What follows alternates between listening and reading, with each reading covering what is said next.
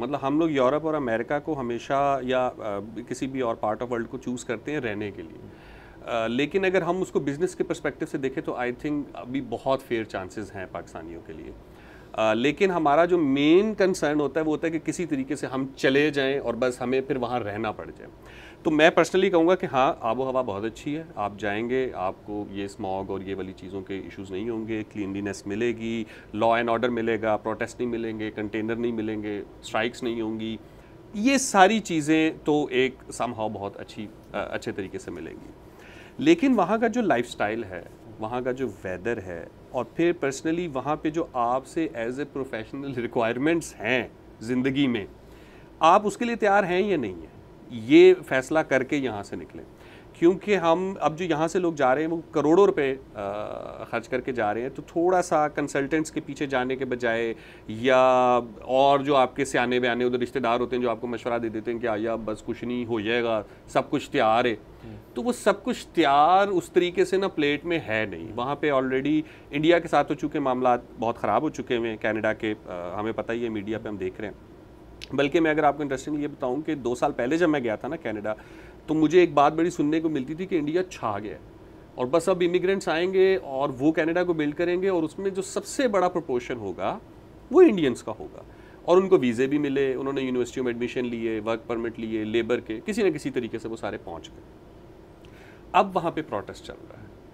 क्योंकि वो एक सर्टेन अमाउंट ऑफ मनी खर्च करके आ चुके हैं, 3 साल 2 साल बाद उनके वीज़ा एक्सटेंड नहीं हो रहे, और कनाडा में इस तरीके की बात फैल गई हुई है कि शायद हमने ज़्यादा लोग इमिग्रेट कर लिए।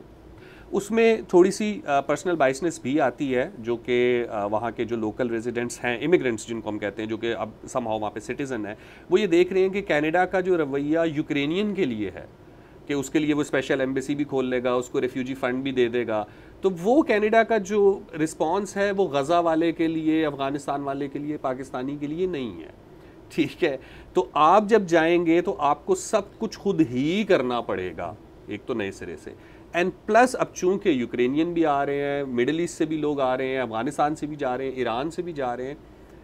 तो चीज़ प्लेट में नहीं है। वहाँ पे एक टफ कंपटीशन, एक टफ लाइफ, एक टफ वेदर आपका वेट कर रहा है। हाँ, अब जैसे बहुत सारे लोगों को तो यहाँ पे वही वाली बात है कि जान का मसला हुआ हुआ है या किसी को फ्रीडम ऑफ स्पीच चाहिए, लेकिन वो भी फ्रीडम ऑफ स्पीच जो आपको कनाडा में मिलेगी ना, वो वाली मिलेगी कि आप वहाँ बैठ के पाकिस्तान के बारे में क्या कहते हैं। अगर आपने वहाँ बैठ के वहाँ के बारे में बात शुरू कर दी, वहाँ की गवर्नमेंट पे, वहाँ की पॉलिसीज़ पे, और आपको ऐसा थोड़ा सा दिल आपका जो है ना वो चलने लग गया कि यार कैनेडियन गवर्नमेंट गज़ा के लिए क्यों नहीं बोल रही, हम भी तो एक इतनी बड़ी पॉपुलेशन है इसका,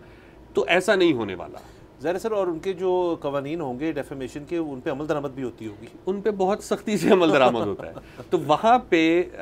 अगेन मैं तो बल्कि ये भी देख कर आया कि हमने ना हमेशा अरब वर्ल्ड के बारे में सुना था कि वहाँ पे बड़ी सख्त सज़ाएँ हैं। तो जब मैंने इस साल थोड़ा सा कनाडा को एक्सप्लोर किया तो ठीक है, कोड़े मारना एक फ़िज़िकल आपको नज़र आता है कि एक सख्त है, या हाथ काटना बिल्कुल एक पता नहीं सऊदीया में होता होगा या नहीं होता होगा, लेकिन हमने सुना यही है। तो कनाडा में जब वो आपकी टोटल तनख्वाह $2000 है और उसने आपको $500 की, $400 की टिकट दे दी ना पार्किंग पे या किसी भी और चीज़ पे, तो वो उतनी ही सख्त सज़ा है। वो आपका हाथ कट गया पूरे महीने के लिए, अब आपसे खाना नहीं खाया जाएगा, तो उतने ही सख्त लॉज भी हैं। सब्सक्राइब करें और बेल दबाएं ताकि कोई खबर रह न जाए।